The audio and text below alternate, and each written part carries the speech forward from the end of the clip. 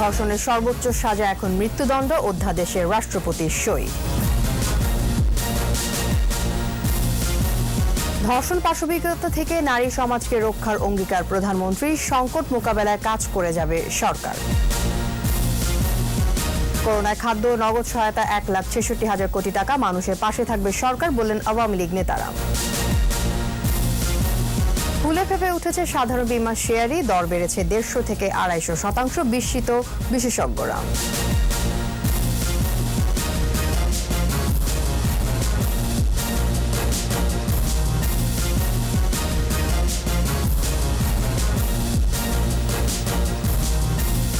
শুনছিলেন first security ইসলামী bank limited সংবাদ শিরোনাম। আমন্ত্রণ জানাচ্ছি দুপুর 2টার 21 সংবাদে, আর আপনাদের সাথে থাকছি আমি তাসনিম আফিফা। দর্শক, 21 টেলিভিশনের সংবাদ সরাসরি দেখতে পাবেন আমাদের ফেসবুক পেজ www.facebook.com/2124 অনলাইনে। সংবাদ আরও থাকছে। চলে গেলেন উত্তরকালের কথাশিল্পী রশিদ হায়দার, অন্তিম শয়ান আজিমপুরে।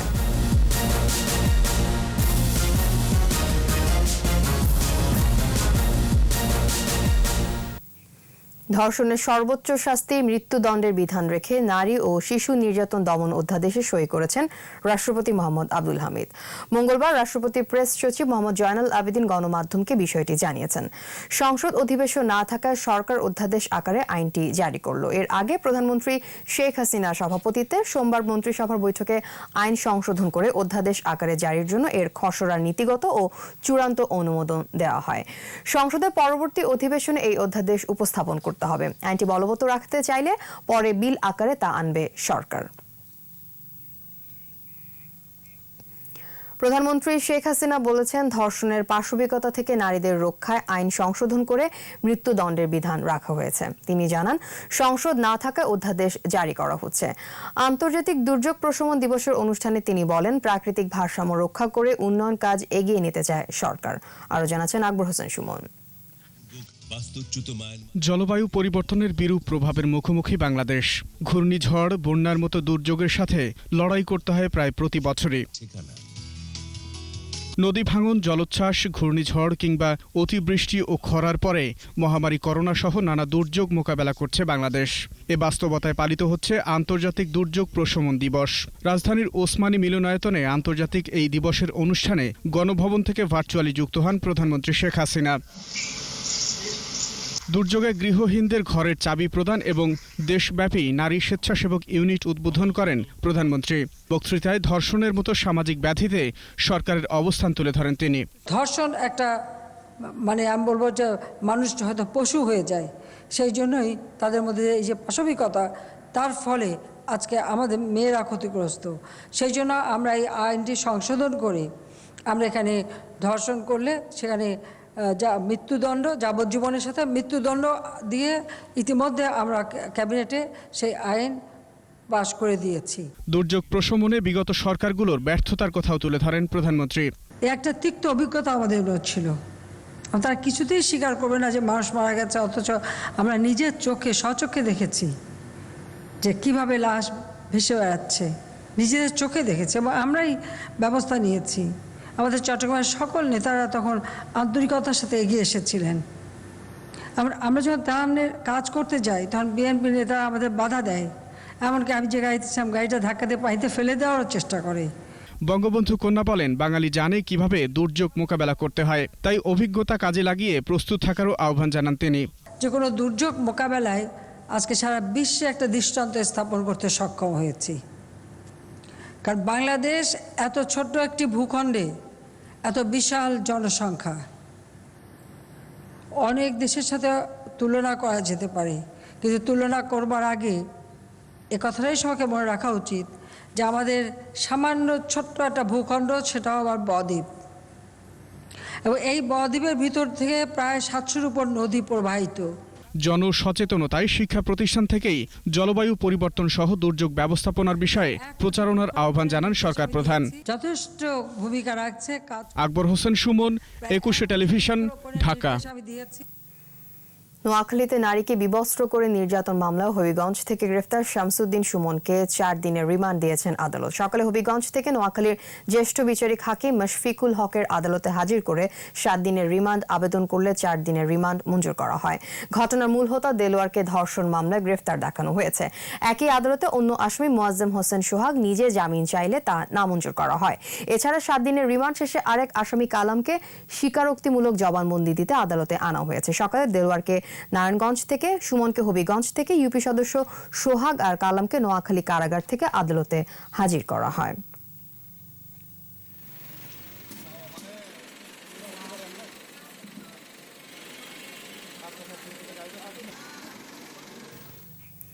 করোনা মোকাবেলায় ব্যবসা বাণিজ্য সচল রাখতে প্রধানমন্ত্রীর সময় উপযোগী সিদ্ধান্তের কারণে বড় ধরনের আর্থিক বিপর্যয় এড়ানো সম্ভব হয়েছে বলে মনে করছেন আওয়ামী লীগ নেতারা।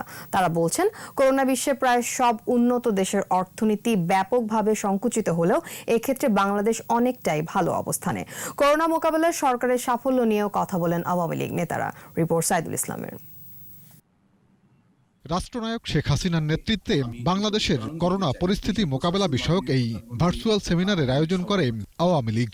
এতে অংশ নিয়ে শিক্ষামন্ত্রী দীপমণি বলেন, করোনা মোকাবেলায় বাংলাদেশ এখন পর্যন্ত সফল। এই সব কিছু যদি আমরা বিবেচনায় নিই, তাহলে আমরা অবশ্যই বলতে পারি যে বাংলাদেশ এই সংকটটি মোকাবেলায় এখন পর্যন্ত বাংলাদেশ অত্যন্ত সাফল্যের পরিচয় দিয়েছে। সারা বিশ্বে দেখি যে বড় বড় অর্থনীতিগুলো প্রায় কুপকাত হয়ে গেছে, সেখানে একেবারে তাদের প্রবৃদ্ধি ঋণাত্মক সংখ্যায় চলে গেছে। সেখানে বাংলাদেশের অর্থনীতি এখনো জোরালো ভাবে এগিয়ে যাচ্ছে। এ সময় পরিস্থিতি মোকাবেলায় জাতীয় ও স্থানীয় পর্যায়ে সচেতনতা সহ সব ধরনের কার্যক্রম চালানোর তথ্য জানান স্বাস্থ্যমন্ত্রী। 2000 ডাক্তার নিয়োগের উনি অনুমোদন দিলেন। 4000 নার্স 15 দিনে নিয়োগ হয়েছে। বাংলাদেশের ইকোনমিক পুরা দমেই এখন রোলিং বলা যায়। সমস্ত শিল্প খুলে গেছে, এক্সপোর্ট শুরু হয়ে গেছে, ইম্পোর্ট শুরু হয়ে গেছে। লাশ দাফন থেকে শুরু করে ত্রাণ কার্যক্রমে সহযোগিতার কথা উল্লেখ করেন আওয়ামী লীগ নেতারা। জনপ্রতিনিধিবৃন্দ যারা ছিলেন তারাও কিন্তু আমাদের সরকারি কর্মকর্তা কর্মচারীদের সাথে কিন্তু তারাও সহযোগিতা করেছেন অত্যন্ত আন্তরিকভাবে। 2,11,017 মেট্রিক টন চাল, 95,83,72,000 কোটি টাকা নগদ এবং শিশু খাদ্যের জন্য 27,14,00,00,000 টাকা আমরা দিয়েছি। করোনাকালীন গত 8 মাসে খাদ্য ও নগদ সহায়তা বাবদ সরকার 1,66,616 কোটি টাকা ব্যয় করেছে বলে জানান বক্তারা। এই যে সব মানবিক গুণাবলী। সাইদুল ইসলাম, 21 টেলিভিশন, ঢাকা।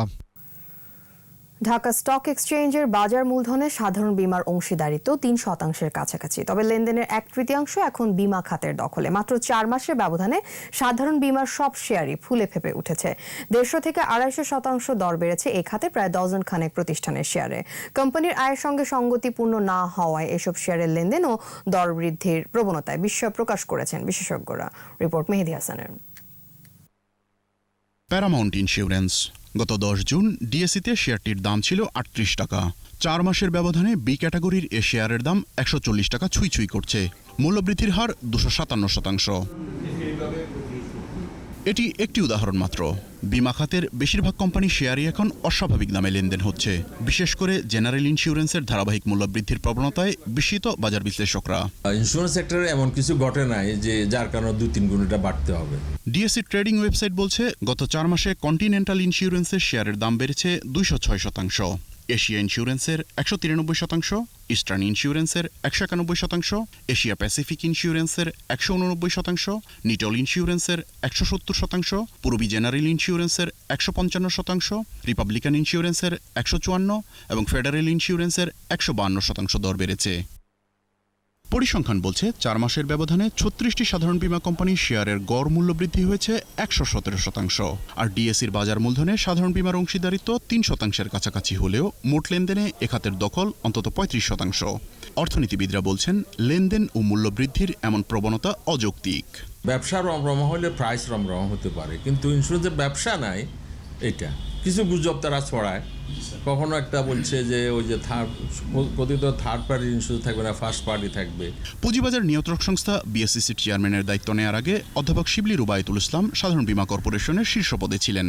এ কারণে বীমা খাতের প্রতি তার দুর্বলতা আছে। বাজারে এমন গুজব ছড়িয়ে ফায়দা নিচ্ছে একটি চক্র, একথা বলছেন বাজার সংশ্লিষ্টরা। একটা বড় সরকারের প্রতিষ্ঠান ওটা ইন্স্যুরেন্সের ব্যবসা করে, ওটা চেয়ারম্যান হিসেবে ছিলেন। তো তাতে কি হয়েছে? উনি কি ওনার হাতে কি ম্যাজিক আছে? আর উনি কি শুধু একটা সেক্টরের দিকে দেখবেন? এগুলো হচ্ছে অল রাবিশ চিন্তাধারা। গুজবে দাম বাড়লে তা টেকসই হয় না, ক্ষতির মুখে পড়েন সাধারণ বিনিয়োগকারীরা। তাই কারসাজির বিরুদ্ধে কঠোর ব্যবস্থা নেওয়ার পরামর্শ বিশেষজ্ঞদের। নতুন কমিশন চেষ্টা করছে, এটা আমি বলবো।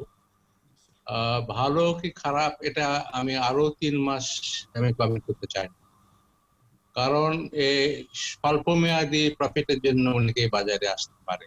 এদিকে 4 মাসে ডিএসই সূচক বেড়েছে 22.49%। এমন অবস্থায় বীমা খাতের শেয়ারের 100%-এর বেশি দর বৃদ্ধি বাজারের সঙ্গে সামঞ্জস্যপূর্ণ নয় বলে মত বিশ্লেষকদের।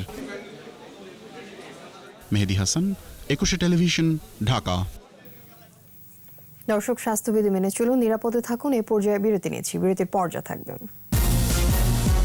এমসি কলেজে সংঘবদ্ধ ধর্ষণের ঘটনায় 4 শিক্ষার্থীর ছাত্রত্ব সাময়িকভাবে বাতিল।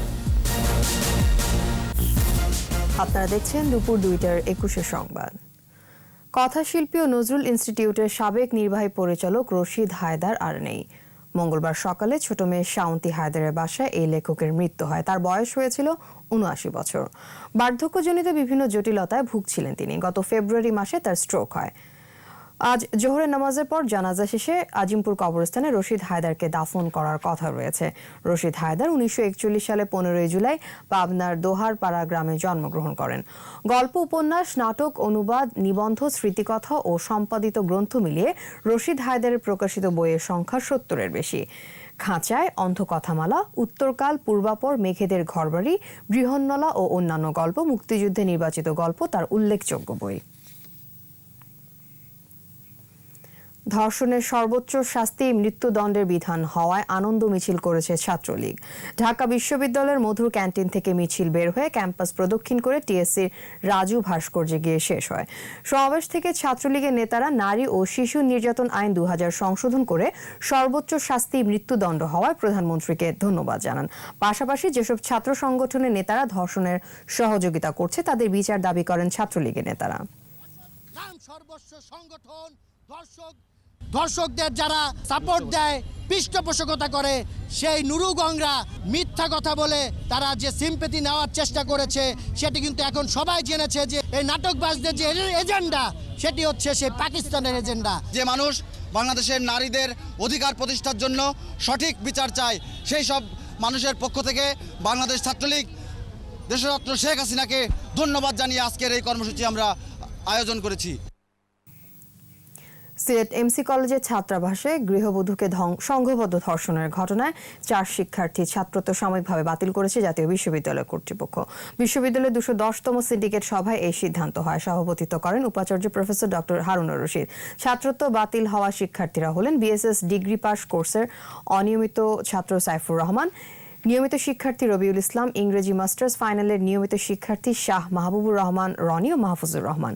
সভায় এই ধরনের ন্যাক্কারজনক ও বর্বর ঘটনায় উদ্বেগ প্রকাশ করে নিন্দা ও ক্ষোভ প্রকাশ করেন সিন্ডিকেট সদস্যরা।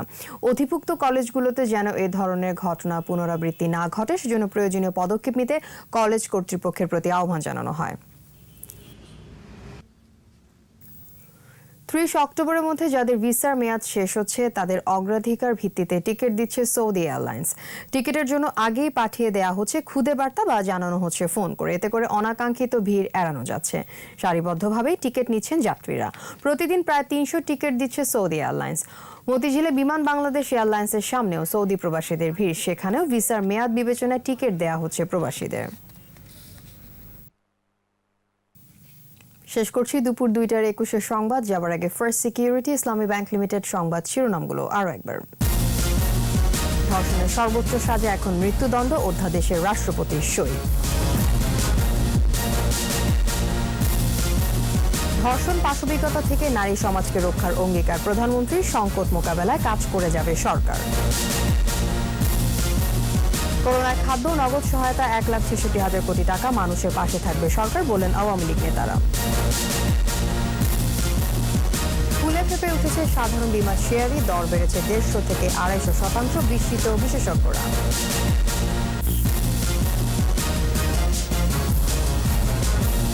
সর্বশেষ খবর জানতে ডায়াল করুন 2021 নম্বরে, ভিজিট করুন ekushe-tv.com এই ওয়েবসাইটে। এছাড়া ফেসবুকে লগ ইন করতে পারেন facebook.com/ekushe24 অনলাইনে। সন্ধ্যা 6টায় আমাদের পরবর্তী সংবাদ দেখার আমন্ত্রণ রইল। স্বাস্থ্যবিধি মেনে চলুন, নিরাপদে থাকুন, একুশের সাথেই থাকুন।